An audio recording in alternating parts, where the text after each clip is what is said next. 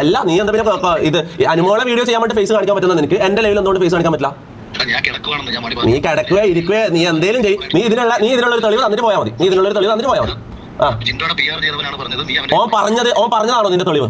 ഈ വിനു ആരാ? വിനു ചിലപ്പോൾ നിന്റെ ഫ്രണ്ട് ആയിരിക്കും. ഈ വിനു ആരാ? വിനു പറയുന്നതാണോ തെളിവ്? നിന്റെ പൈസ മേടിക്കുന്നത് നീ കണ്ടോ? എടാ പൈസ മേടിക്കുന്ന നീ കണ്ടോ? നിന്റെ തെളിവുണ്ടോടാ? നിന്റെ തെളിവുണ്ടോ?